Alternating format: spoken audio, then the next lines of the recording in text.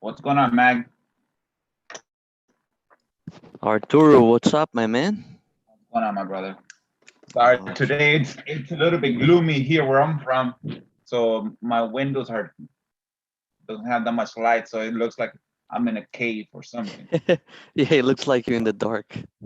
I know, right? And I don't want to turn the lights on because it gets too bright.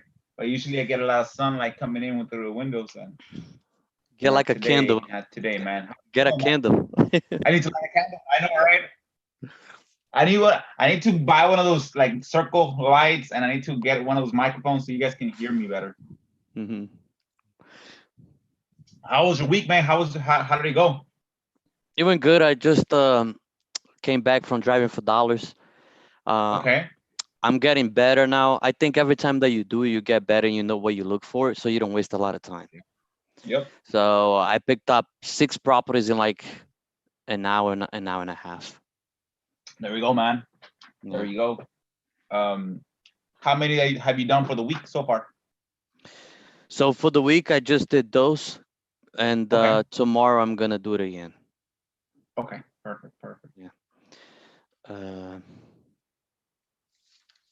Any calls? Did you call any sellers? Did you speak to anybody? Hey, what's up, Curtis? What's up, Jonathan? Yeah, so I spoke to one guy, and then I spoke to a lot of realtors too, because I'm trying to build up my Okay. realtors network. So I spoke to Okay. like 7 realtors, man. And Okay. That's good. but I How still did that gotta. go? It went good. They basically, they saying that they have a lot of right now. They don't have any dead leads or anything expiring. That they could be a good fit for me, like for us, for me and them, so I can do a lease option, or anything like that. And they said the right now the market is very hot, so they getting like 7, 8 bids.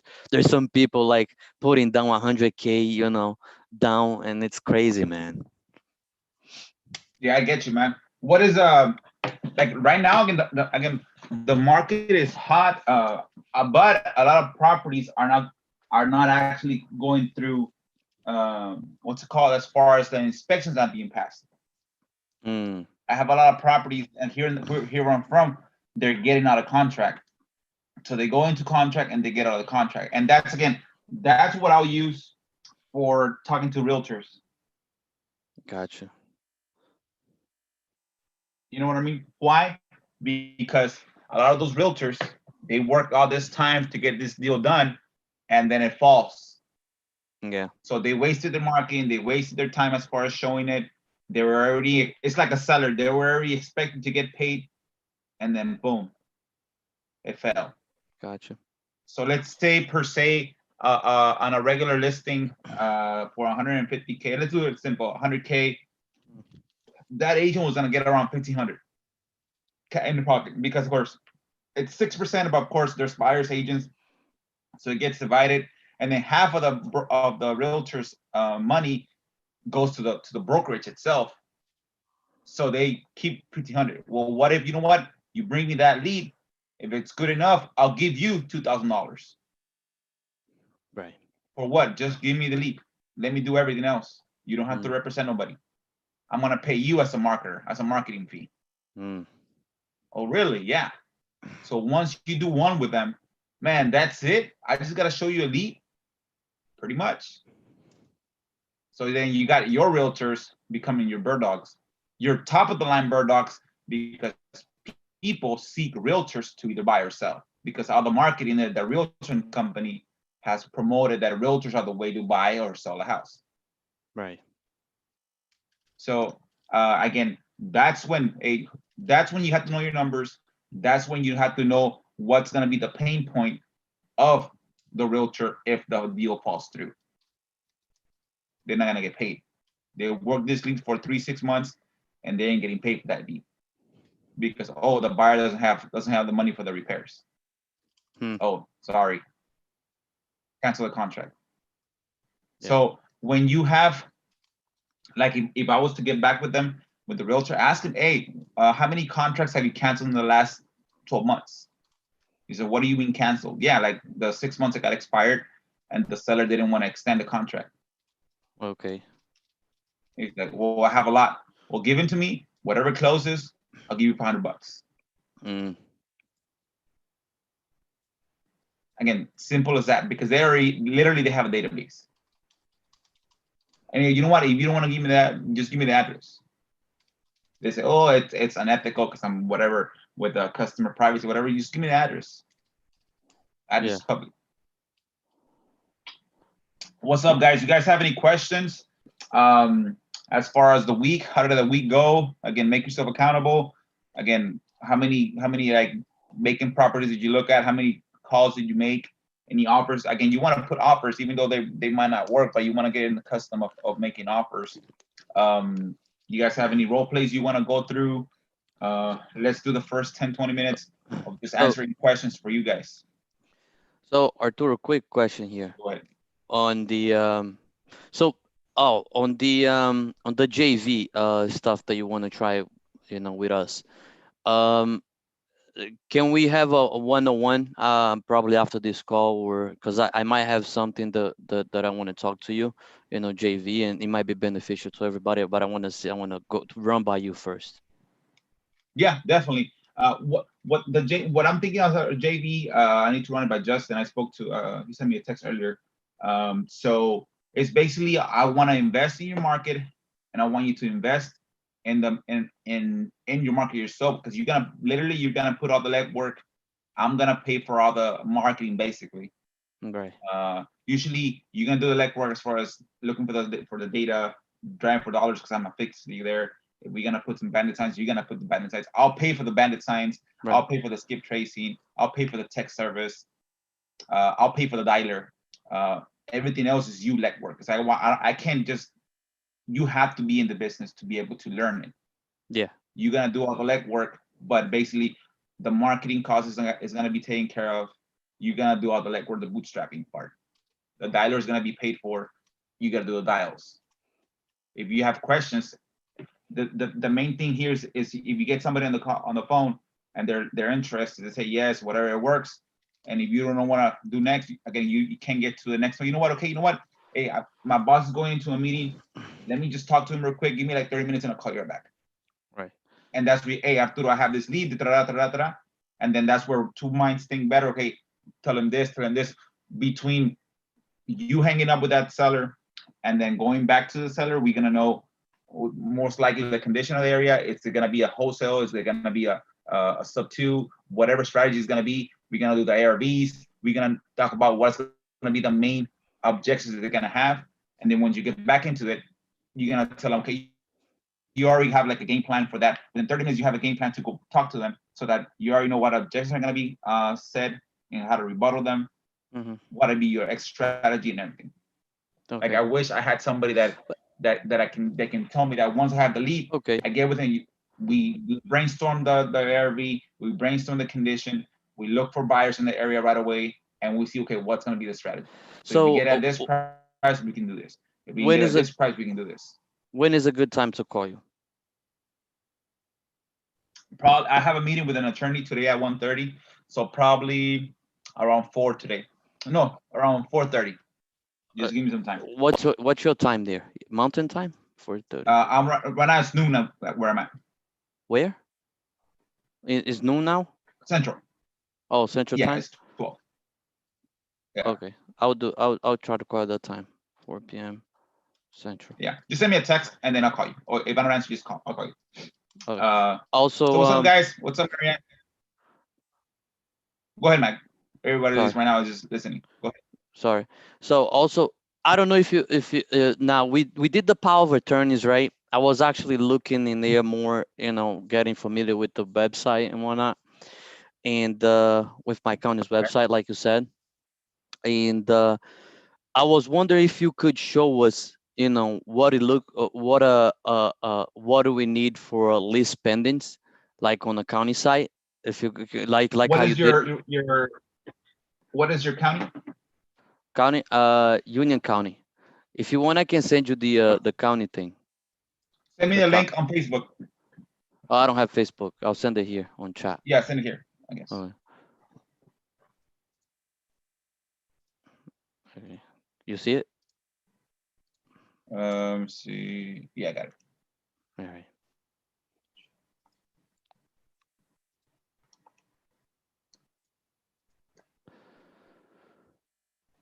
Hold on. Getting a little So bit better at doing this Zoom thing. basically, what information do we need for the list pendants is a pre-foreclosure better? I know the list pendants is the letter, right, that they send, and then the Can you see pre-foreclosure. my screen? No, Your screen? I don't see Can it. you see it now? No. Oh, there we go. Nice. Yeah. Okay, perfect. So let me see. Hold on.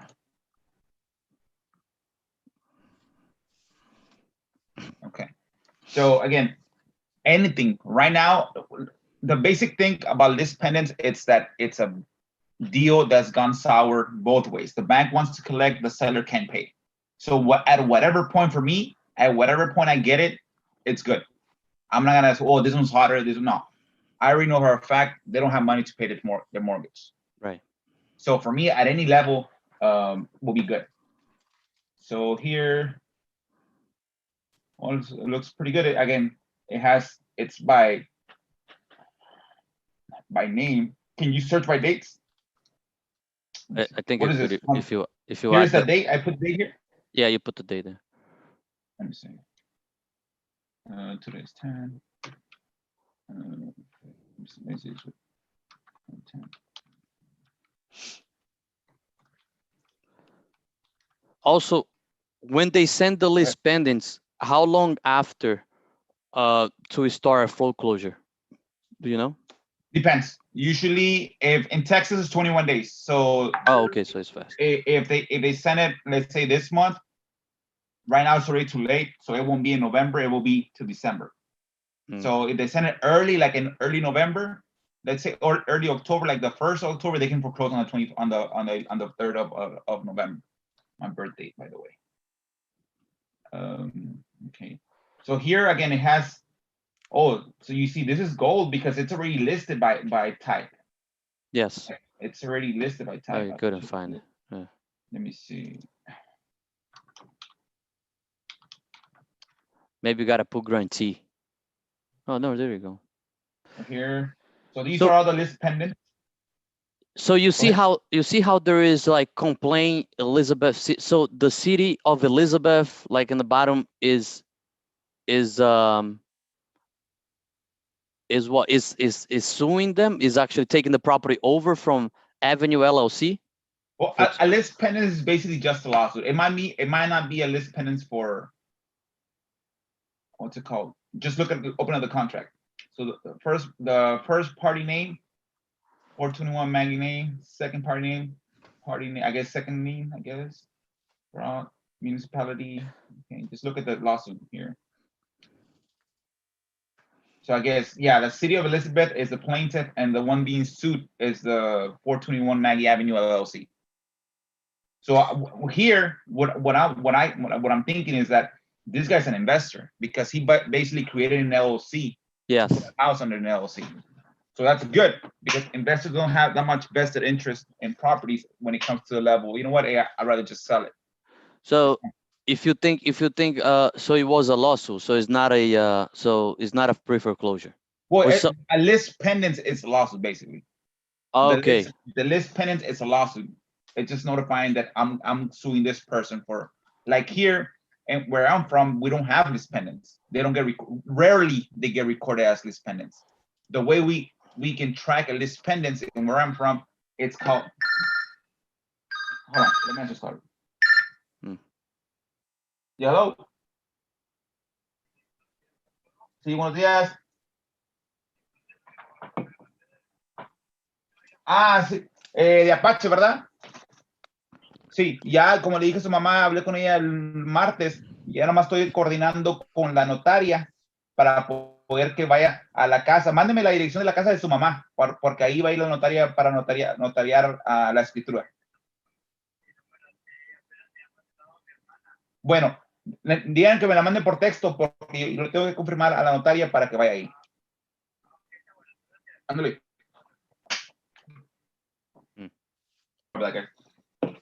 So, on this one, like in my area, the way you can tell a list pendant is by when the bank substitutes the trustee to sue. That's a trigger for us being the list pendant part. The first level, it's already defaulted, and the first level where the bank's gonna take the next step to sue and foreclose on the property. So here again, if I was you, these are all for this month. Okay, these are fresh. Just go through all of them. Yeah, you see, it looks like there one LLC suing another LLC. So Yeah, these are all. Again, isn't it easier to find it by name? You know what I mean? Like instead of going by LLCs. Well, yes and no, because again, if it's a list pendant, someone's suing somebody. So you don't know. I wish you can sue. Let me search for all the Wells Fargos that are suing for list pendants, because Wells Fargo is a big holder of mortgages. But what if the Wells Fargo has a servicer company that is not Wells Fargo? See, so you want to, again, you don't have that many. You see, let me look at this one. I just want to look as far as what's pulling up here. Okay, see, Titan Capital. That looks like a lending company. What is it? John Doe's 1 to 10 fixes his names. Lunar Capital. So see here for the plaintiff is Joseph is suing. See, so not all list pendants are for houses. You know what I mean? It's just a lawsuit. It's just describing a lawsuit. So you literally have to go through them. See, these are all the same people. So how would I find the pre-foreclosures then? Like for you, Yeah, since it's like this, let me see if I think they listed there, right? I think so. It might not. List pendants, mortgage cancellation, assignment, this release. Foreclosure right there. Where? Right, go down. Yeah, that's it. Let me see if this. Yeah, this might be it. This might be the pre-foreclosures. This is not the list pendants or the substitute trustee. This is just the notice of sale. Let me see. I'll tell you right now if it's a notice of sale. Yeah. The notice of sale, it's kind of like the last step before they actually go to the courthouse and auction the house off. So you want to see here, this is list pendants or foreclosure. So list pendants can be of lawsuits of anything else. So this is a good one. So you see, these guys are suing for the property LLC. Notice of action commended upon complaining, whatever, et cetera, et cetera. Notice for given, Schedule A. There's the property address, capital notice for the given. Schedule A. So what I can come up, I see from here, I need to see address. I'm looking for addresses. I see a legal description. Further foreclosure action where the time commence this action, notice. This is where it's going to be sued at. The complaint closes above entitled action filed in the office of clerk, New Jersey, August 31st, 2020. Notice of further given, et cetera, et cetera. See, what we gotta find also, this is basically the address. But I gotta search it through what's it called, our county appraisal district, so I can search. See, I don't know if you can search by addresses, but see, when it's listed as an LLC, it's a little bit different. Because it's an LLC. Well, let's try to find one with people. Yeah, try to find one. So that's what I'm saying, because I was looking at it and I'm like, maybe we got to find ones with people instead of LLCs. Yeah, but also remember, since you were saying, it's too much work. Well, it's gotta be too much work for everybody. So maybe you want to search for those. Yes, that's because true. People are stopping there. Oh, look at the Wells Fargo one. Wells Fargo, Jackson, Albert. That might be a good one, right? Yeah. Patrick Hurley. That sounds like a person. Yeah. So maybe Wells Fargo. Again, this one. There we go. Foreclosure. Yeah, it's a foreclosure. See, there's an instrument number. Let me see if I can find it real quick. A lawsuit number. You see this right here? F035661. See, there's another website that should be in your area where these suits are filed. This suits. So let's say Union County Clerk. Union.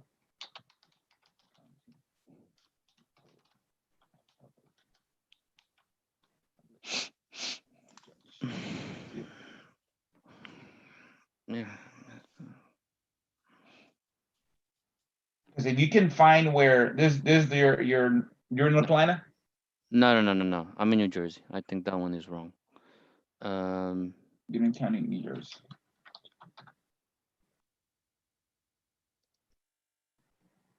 There you go. Might be that one. Yeah. Yeah, you gotta search where you can search with that docket number. That's the initial lawsuit. Oh, so I can track it down and see where it is. Is that right? Exactly.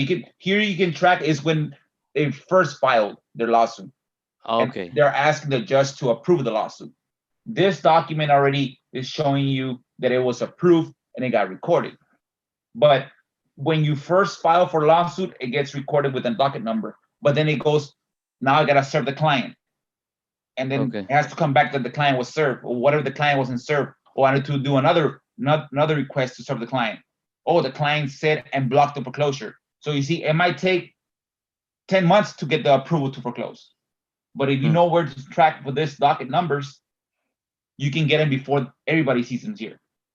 So isn't it better if let's say I just keep trace the lady and call her? Yeah, no, yeah, definitely. But you see, what I'm saying is that if you can catch the date this docket number was recorded, right? It might be 7 months from like ago. Oh, okay, got you. So you have 7 months to negotiate with the seller and talk to the seller. Usually what I do, let's say I find like a in my area, they're recording already the pre-foreclosures with future dates for foreclosure. January, February. Some of them are in advance. They're not Gotcha. they're not for November. They're Oh, for okay. January. So guess what? I'm gonna be mailing them letters, because there's like 10 of those, mailing them letters and then calling them, create report, and follow up every 15 days. Hey, ma'am, did you get that foreclosure resolved? Oh, okay. So I top see. of So mind. this one, the county, so the bank is recording with the county and the court this document, right?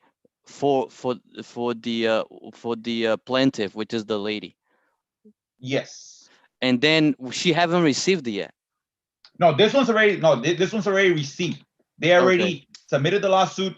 The lady received the lawsuit. The lady either fought it or kept it, and they lost it. And then the judge said, you know what? Okay, ma'am, you weren't able to justify why you don't want to foreclose. Now I'm gonna grant the Wells Fargo okay to foreclose on your property.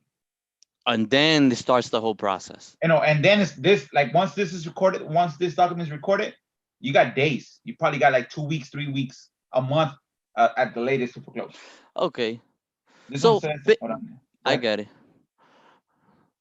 So So this one, let me. You can let talk. I'm just trying to read this real quick, but you can tell me what were you thinking? no, I'm just saying. Okay, now I see what you're saying, and then basically, so what I need is just this document, like 30. Let's say if I search for 30 days of this document, 30 days before, I should be good, and I can mail If these you people. can, but if you can search it when, like, let me show you a website real quick. Let me see if I can find it on my site. Yeah, maybe do it your site, because that way is gonna be better. I had a list of attorneys. So you see, if you can have a list of attorneys that actually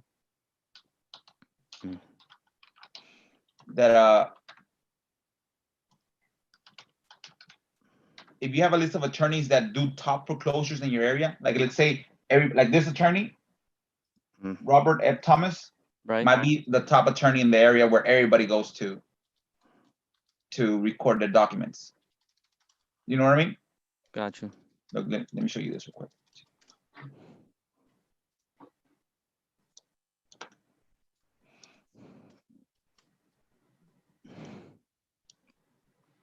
So let's just do a random person. This is where everything is recorded at civil lawsuits, small claims lawsuits. This is where they get recorded. You see right here, this, let me see. You see right here in this area right here, this docket number? Yeah. That docket number is basically the same thing as this docket number. Oh, okay, but you but search this for is the where doc number. when they first got recorded, this docket numbers. Okay. So you see here is personal injury. Again, everything's public. So people, what did you get my info? Like, everything's public, sir. Tax cases, disposed, personal injury, tax. See, I just searched. Let's see if I can find anything with real estate. personal person. If you guys stop me, if you guys see something with real estate, civil relationship. You see, you find a lot of stuff. See, I'm really good at this because I know my area. Judgments, NSIs, debt claims. See, in the order of foreclosure. See, you see. Mm, Let's see. foreclosure. Let's see. Who So is you too see, big? this is the info. Can you see it? Yeah, I see. Okay. So this is where this. You see the original petition. How long ago was that? Oh, okay.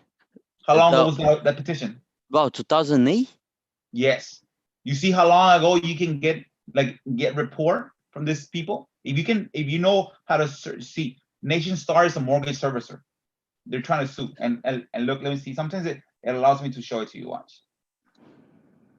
Sometimes I have to download it. So this person is being foreclosed or being sued since 2008 Since 2008. and have not probably the case is still, Either they blocked it or they had they went to the judge. Hey, judge, give me more time, etc., etc., etc. You see, Rocio Cantu, whatever. Okay, Nation Star Mortgage LLC by whatever is gonna sue this later. Applicants attaches whatever on 05. Julia granted so convey the following described property, huh? So this one for them, it looks like a problem property. They've been fighting it since a long time ago. So you see, even though, let's say, even though if you get sued, let's say whatever when, you can still keep milking it until. yeah. Again, you can again anybody can sue you. Yeah. If you're smart enough, you can block the lawsuits. Yeah. You can postpone the lawsuits. Again, there's something I don't know if you guys don't know of Sleepy Martin, the guy that's known for the Cash for Keys, Coach Pat. I bought a course from him a long time ago, where one of the strategies is you kick the can of the foreclosure. If you find a house that you want a house that rents, you can do it with smaller houses, but you want a house, let's say a house in an area that rents for 2,500 any day, right? And then it's gonna get foreclosed. And then the person that was living there left already. They said, F this, I'm leaving, I don't want to deal with this. And the house is vacant, it's gonna get foreclosed, and you call the seller. Hey, yeah, this is your house. Yeah, I left it already, it's gonna get foreclosed, I don't want to worry about it. Oh, did it really mess up your credit? Yeah, I did. Well, again, I have a really strong attorney. Again, this is one of the things that I kind of what's specialized in, where I can rent your property and we can just split some of the profits for the rent without paying the mortgage. Like, what do you mean? Like, yeah, there's paperwork that I can put in place where the bank doesn't foreclose on your property. You give me the authority to rent your property out. I'll manage and I'll cancel any foreclosures in the future. And it might take 3 to 4 years for them even to give us to foreclosure on the property. In the meantime, we don't pay taxes, we don't pay insurance, but we rent the house for 2,500 per se. I keep 15, 1,600, you keep 5, and the rest goes to the attorney to protect it. How does that sound? Well, yeah. So all I do is just sign the document. You're gonna give me $500 a month, pretty much. Okay, let's meet up. That's called a foreclosure protection cash cow. Now the bank has to pay for the bank has to pay for the insurance by law, because it's their property, their vested interest. They gotta pay for the taxes because if not, the taxes will foreclose and they lose all their investment. But we got smart, because I don't feel sorry for the banks. We got smart. We block foreclosures. We block transfers, whatever, and we get somebody in there to rent the house. It's a rentor. We have an agreement. The renter pays us $2,500. We keep mainly all of it. The rest goes to the attorney, and then the whatever's left goes to the owner of the house. Now they say, well, my credit's messed up. Yeah, your credit's gonna be messed up. That's not my fault. Oh, wow. Again, but we get to not foreclose on your property, and we get to stop the foreclosure, and you get $500 a month. What was the name of the guy that you said that CP Martin. CP Martin. Just Google cash cow pre-foreclosures. Interesting. There's always that's good. That's good for areas where the rents are like super expensive, for the regular house. Yeah. Because again, here where I'm from, if the house rents for $800, it's not worth it. The attorney by itself is gonna charge you $500. just to be on top of any new hearings. So you wanted to rent at least 2,500 or 2,000 and above, so that it's worth, you keep 1,500 or you keep 12. That's for, imagine if you have 10 houses at 1,200 a month. Yeah. Now here in New Jersey would work. Yeah, so like Houston areas where the rents are like 2,500 bucks, and it has to be a pretty house in a good neighborhood that you can rent it within days after posting it. Right. So you see, this information right here, Mag. This is what you want to search and find where your dockets get recorded, where this website, where this number gets recorded, because all this information is public. Right. And you get to know, again, if you, again, one day, again, like you said, the same way you search the other website for your information, find a way, like Propel. I know Propel is what's it called? They are tax companies. So let's open it up. I bet you this person borrowed money to pay for the taxes, and then they're not paying the tax company, and now the tax company wants to sue. Rodolfo Gonzalez, Emma Gonzalez, defendant, Propel Financial. This is the other way around. City of, okay, let's see. And you look at the petition, like, and you learn, you find everything. You just search and you just keep on reading whatever, you try to get as much acquainted with all this information. The suit is brought on for the recovery of the delinquent taxes. Okay, you see now the city is suing Rodolfo for the taxes. Rodolfo, how much they owe in taxes? So is this a hot lead? Yeah. If the city's already suing you for the taxes and they didn't know that much, 1,200 bucks, 1,300 bucks. But when somebody that's not in the business gets this stuff, because this document right here, the owners of the house got it certified mail by a constable most of the time. The cop basically went to their house and say, hey, you're Robert, you're Rodolfo? Yeah, sign here. But you're being served for a lawsuit. When they see this document, oh shit, what is this? I'm used to this because, again, I know what lawsuits are, but somebody that's not used to being sued, that scares people. So if you call them, yeah, one of my secretaries found out that you got sued. Did you resolve that already? I heard the Edinburgh was suing you for your taxes. No, actually, we just got the tax and we're really scared. Okay, let's talk. You have money to pay it? Well, not really. Okay. Do you got money to borrow from somebody? Not really. So what are you gonna do? He's like, well, nothing at the moment. What do you mean? Okay, so you're gonna get, because they're gonna sue you and they're gonna take your property away. That's what the suit is. Like, they're serious. They already hired the attorney. They already hired a constable to come and serve you. Right. So are you gonna? And it's not that much, $3,000. But again, maybe for someone regular person, 3,000 is not that much. But from somebody that's struggling, 3,000 might be $1 million. You know what I mean? So that's where you're from. Okay. So again, I can buy the house again, but again, I want to buy a house that you want to sell. Right now, it seems like you don't want to sell, but again, if you don't have the money, then don't just lose it. You know what I mean? Have something in place so that you can actually keep it. Right. So again, this is where you knowing this information, you'll see you can really get involved. Okay, you got sued, what happened, and just be top of mind. Yeah. If they tell you, oh, no, I'm gonna pay for it, okay, don't worry about it.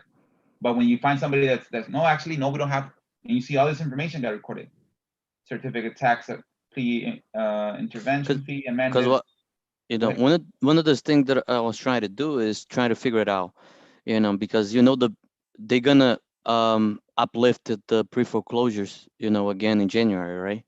So I was thinking about either pulling data from PropStream or going to the county side. So I was like, Okay. let me ask Arturo, maybe, you know. For me, again, it's like hearsay. I'd rather go to the person telling me stuff than hear from somebody. So going to the county itself, that's data, that's gold. Yeah, I know you're gonna say that because you love those things. Yeah. Yeah, because you're not. I'm not hearing you telling me that guy's talking about me. I'm actually going to the guy that's talking about me and asking, "Hey, you talking about me?" Mm-hmm. Yeah. So what's better? I'd rather again, I don't want to hear from you. I want to hear from his mouth. Yes. Any other questions, guys? I know. Let me check the chat real quick because I know you guys said you put something in the chat. How do you check the chat? Thanks, bro. Welcome, brother. All right. Okay. This. What's up, Arturo and everyone listening from work? Hey, Curtis. Jonathan, hello. I'm interested in JV. Have leads. I have leads and can pre-qualify. I just need closers and deal structures on some. Okay, we can do that. So absolutely, we want to JV. Curtis, perfect. Jonathan, where are you at, Arturo? How can we link up? I just joined the group last night. Oh, that's a new guy. Okay, perfect. Hey, welcome, Jonathan. Just send me add me on Facebook or just post what's it called on the group and I'll get with you. Arturo, I can link up. I was joining the group last night. Okay, Marianne. Hi, Marianne.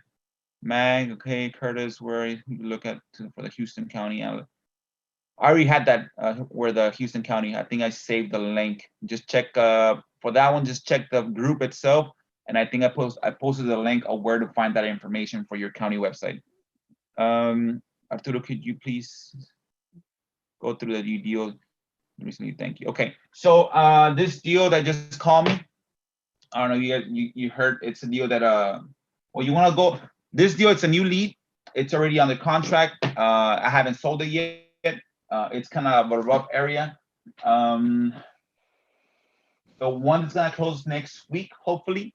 Okay, let me talk about that one. That one's that's Monica Avenue property. So that property, again, it was one of from my bandit signs that came in. Again, the seller wanted to sell. I talked over the phone. I gave him my more or less price range because I always, again, that's what one of the things that I do is I tell them, well, I got to be between this and this. Does that even work for you guys? The seller say yes, perfect. So then I went, I locked it up. It looks simple. Again, I looked at the property. I actually got it at, I think it was like 46,000. And literally that same within hours, I sold it at 59,000. So that deal, it looked like it was easy. It goes to title. This person, again, this is where it's worthy knowing how the real estate works. This person, the original owner, bought it from a construction company. This construction company had it in a big pool of loans. So let's say there's 10 properties and they got this 10 properties and they went to the bank. Hey, bank, lend me money on this 10 properties, like a pool loan. So they borrow $500,000 in 08. In 09, they sell this property to the previous owner of my property, of the person that I have in contract. So when that happens, in 2010, a year later after they sold it, they went and they refinanced that big pool loan. But the bank didn't do their homework. They didn't check if they had sold any of the properties. If they would have checked that one of those properties was sold and it was actually recorded in the county recorder's office, they would have known, oh, wait a second. Now it's not no longer 10 properties of collateral, it's 9. That didn't happen. They refinanced it and it sat like that for years, for I think like 5-7 years. This lady, whatever happened, she granted the property to the brother. And I tell people, just because you do a document that grants somebody a property does not mean that's the legal right way. When they did that, they didn't do a title search, they didn't do a title commitment, they didn't do anything. They just got the deed from the online, they got an attorney to draft it, and they got a notary to stamp it, and they record it in the county. Pretty simple, right? Well, yes, but it's not the right way. So when we are gonna buy it, that comes up. It comes up where she conveyed it to her brother. It comes up when the construction company loaned it to her, sold to her cash, and it comes up that there's still a big loan out there. Now this bank went out of business. The original bank, and the bank that bought these properties, this loans, it's a new local bank. So it was stuck there for like 2 months, where we had to get that release of lien, saying that this big bank no longer has a lien with this property. So it went back and forth. Again, going back from the bank, again, my title company wasn't gonna do the legwork. Why? Because it was a small purchase. They were probably gonna be earning $800 from the transaction. So they literally put it in the back burner. So then, okay, I gotta step up because I need to get this deal closed. Now I gotta call the bank, and I gotta get out of the bank's ear. Hey, this happened. You guys, the bank before you, the one when before you bought this loan, they refinanced the property, but they forgot to remove the old property that was conveyed between the original loan and the refinance, and it went like that for like months until yesterday, Monday. No, on Wednesday, we got the release of lien already received at the title company. So guess what? That's an extra $3,000 that I'm gonna get at a discount from the buyer, from the seller, because it took me all that legwork, talking to bankers, talking to commercial loan, what's it called? The people that handle commercial loans, talk to people that handle the personal loans. Again, going back and forth all this time. Again, that's worth my time. So eventually we got it done. So this deal is gonna be, I'm gonna get it for, I think 43. I sold it for 56. So it's gonna be like a 13, 14K. I don't know exactly assignment fee for that one, but it took that time. Now let's say it doesn't close. For any reason, it doesn't close. Now, how valuable is that release of lien to the owners? And I'm not gonna give it for free. Again, worst case scenario, pay me $5,000 for that release of lien. That's my legwork, because I know for a fact you wouldn't be able to get it done.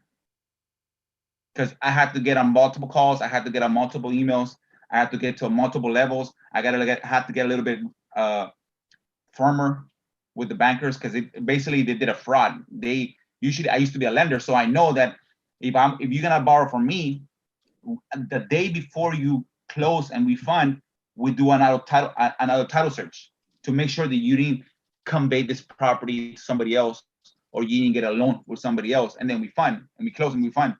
Well, this bank didn't do that. This bank just assumed the word of the buyer, of the borrower, that those 10 properties that they had borrowed on the first loan were the same properties on the second loan. So they broke policy there. I know that for a fact, because I was a lender. So again, that deal again is gonna be, let me, my addition real quick. Any questions, guys? No.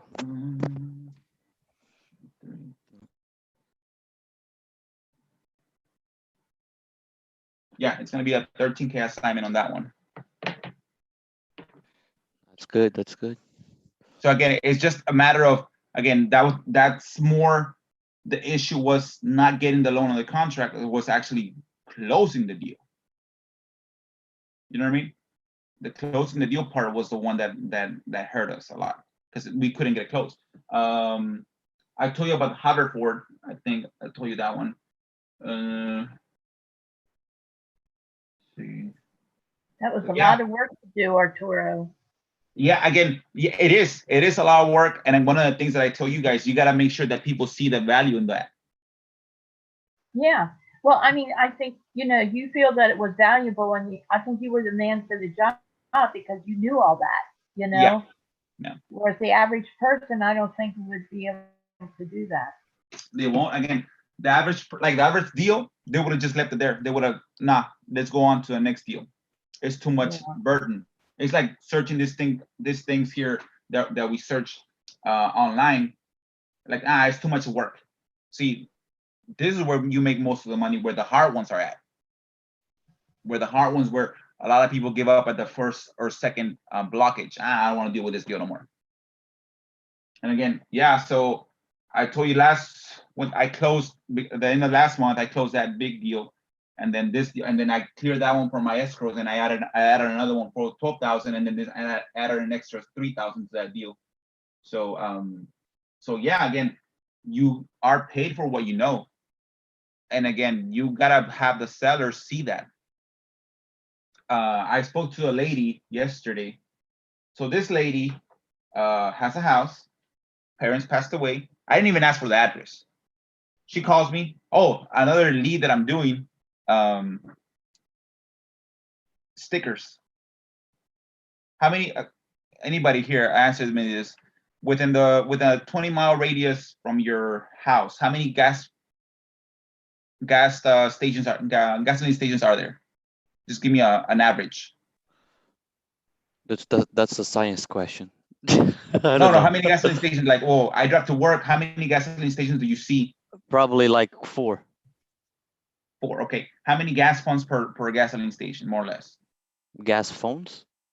Gasoline pumps. Oh, we're talking about, they usually have 1, 2, 3, 6, right? They usually have the one that goes, back to back. Yeah.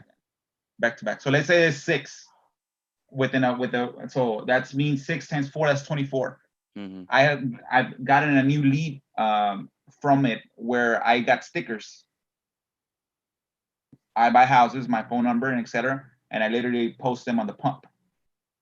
Right when you go get the pump, Yeah, I've gotten calls like crazy. really? Yep. I don't know if I can Lit- do that because here is self I mean, there's self services. Here there's a guy pumping. Again, you can feel somebody, maybe maybe it's like 3 in the morning and the guy's not there, and somebody just stops. And it, again, for me, it worked. So this lead comes in from that. Hey, I saw your sticker at a gas pump. Right away, I literally got the stickers Tuesday. Huh. I posted some. It's like crazy. I've been like in my area. There's probably 500 places where I can put stickers. So literally every day I drive and I put stickers, at least 10. They're real easy. So she calls me. She says she has a property. Again, the conversation with, yeah, I have a property. Okay. She wanted to sell me a shed. She's like, hey, I have a shed. Do you? Yeah. Like, okay, a shed. Okay. Well, where's this shed at? He's like, well, it's my mom's house. Okay. Well, it's better if I buy the house because again, I'm not gonna repay you that much for the shed because I gotta move it. And she's like, well, this happened with the house. My parent passed away. Like, oh, I'm sorry to hear that. Again, it happened with COVID, so they got affected with that.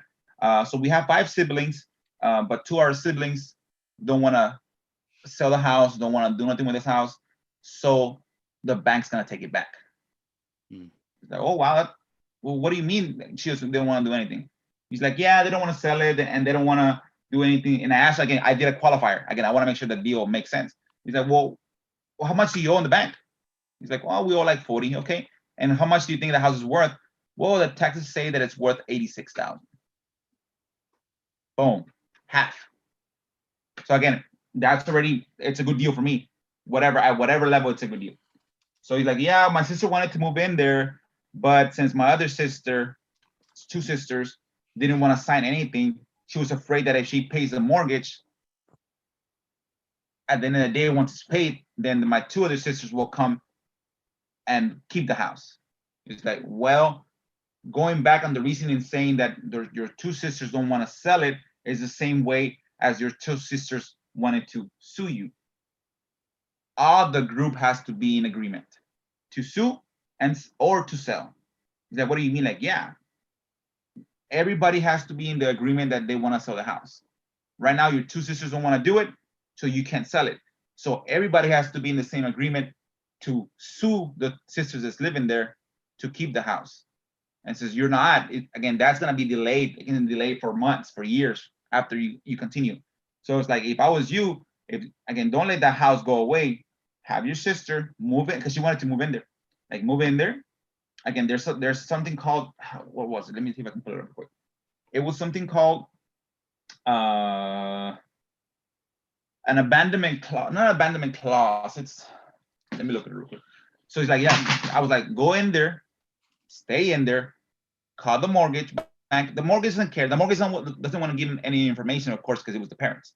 But don't worry. Just usually you get the vouchers, how much you owe. Send a check from your bank account to them, getting current, and they'll take the payment. So let me see. Once you do that, that means you have record that you're paying the house. That your sister's paying the house. Let me see real quick. I'll search it right now. Then you get with an attorney and you have him record. It's called affidavit of use and possession. He said, what is that?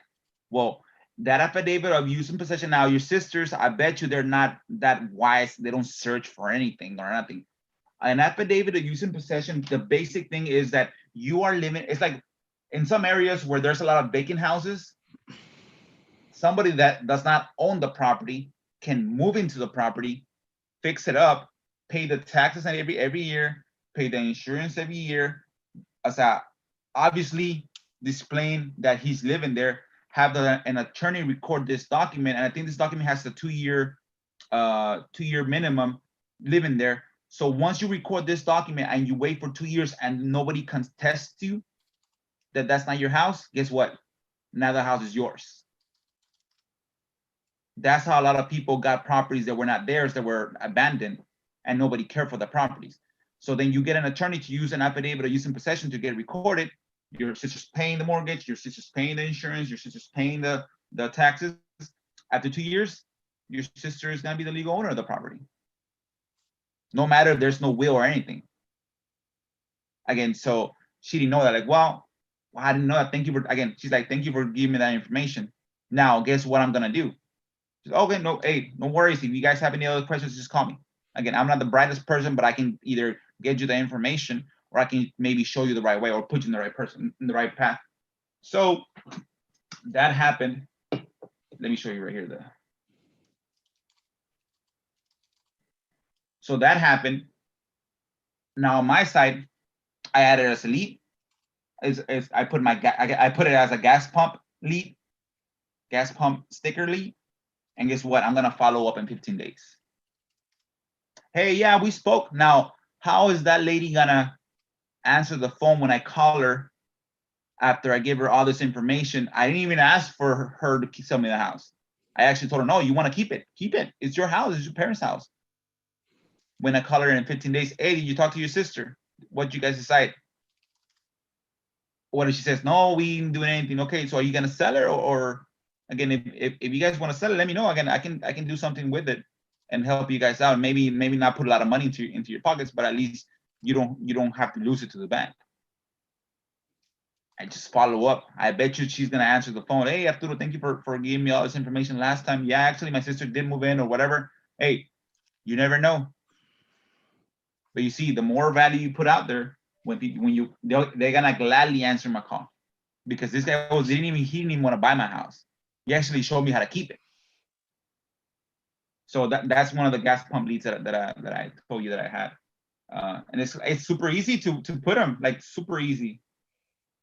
And I bought it on my Vistaprint. It's cheap. I bought it. It's like a business card size, about this big, and I put it. I literally, for every business card, I get 2 stickers. Then I just cut it in half. I got 600 stickers. So that's what I mean. I already put like 100 out there since I got them. It's super easy. I drive out everywhere, and I always stop to put gas or maybe buy a Monster, and I'm drinking a Monster. Hey, Right. Arturo, where on the pump do you put? Do you put like up in the top? Right where you pull the pump to get the pump out of the little nozzle. Yeah. There's a little space about this big, and my stickers about this size. Like, do you see my hand? Oh, okay. And it says we buy houses and then the number. Says I buy houses, any condition, cash and easy. And then in Spanish, my area it's fluent with Spanish. Compro casas, todas condiciones, and my number.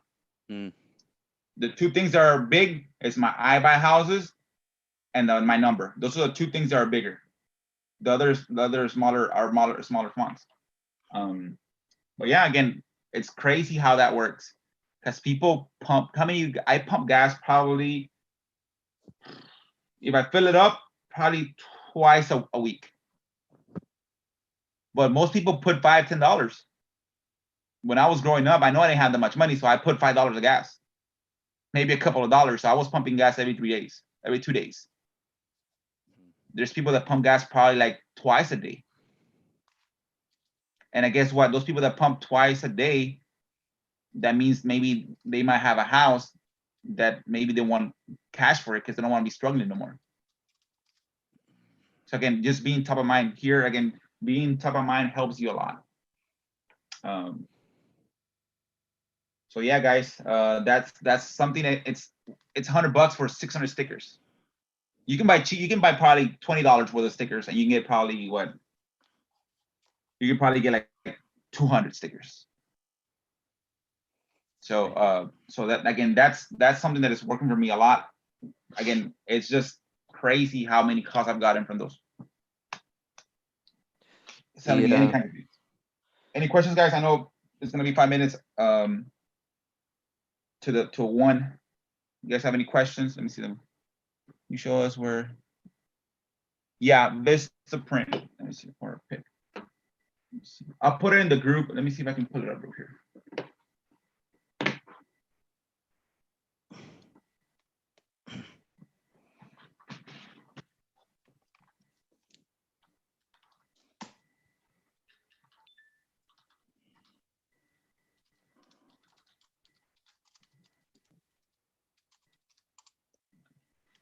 So in Vistaprint,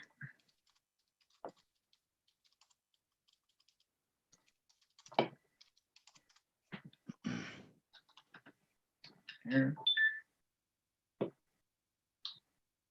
you go to the one right here. Where is it? It's business card stickers. You get the vertical because you want to use where you can have 2 stickers per stamp, and then you just cut them in half. Vertical, matte. I got 300, but you can get 30. That means you get 60 stickers for like $20. And then you go right. Let's say you want to get the 50. That's $20. That means you get 100 stickers. And this might work much better than a bandit sign. Because a bandit sign, you're driving. But a sticker in a gas pump, you're actually, because what do you do? There's 2 things you do when you pump gas. You pump gas, you're not supposed to do it, but you pump gas and you get on your phone, right? When you're outside waiting for the pump. Or you don't have your phone and you're just standing there. So if your sticker stands out, so here just put yellow. Let's say this one. You just pull that one. And then select the design. It's super easy to create it.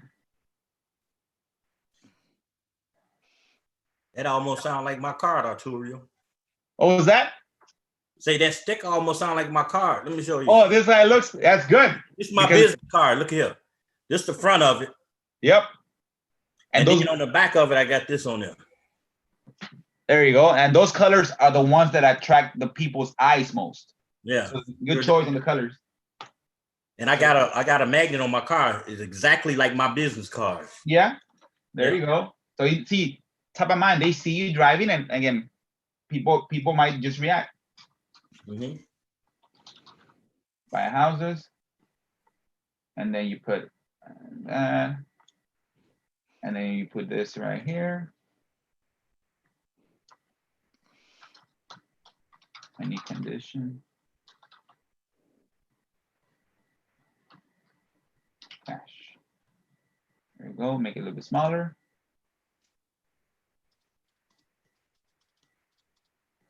Because remember, you want the iBuy houses to be the biggest, the most thing that attracts the eye.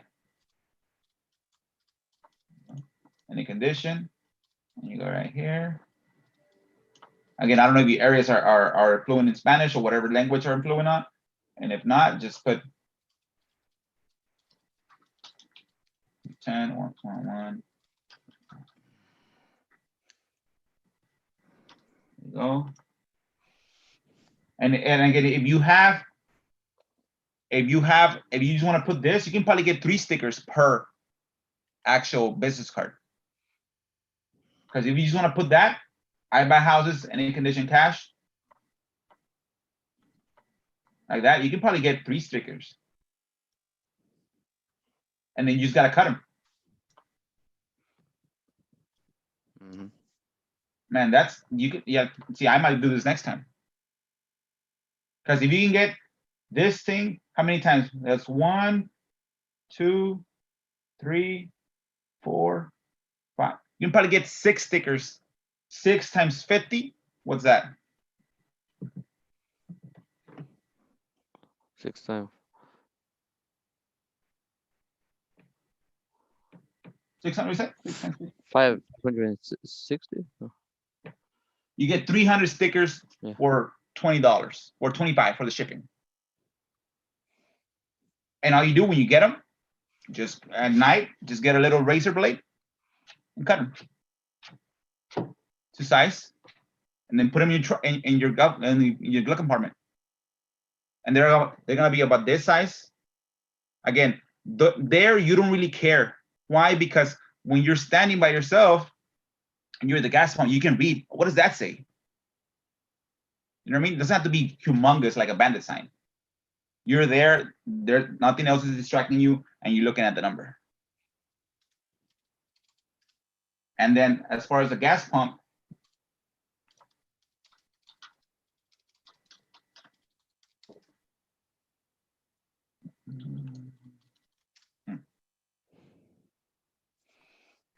okay, you see this picture right here?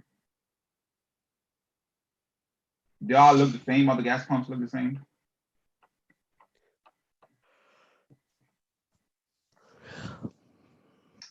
All right, let's see.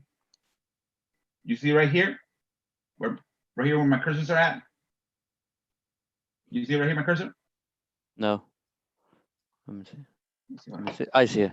Oh, you moved it. and put it up. Okay. You see right here, right? You see this pump, the one on the right? Yeah.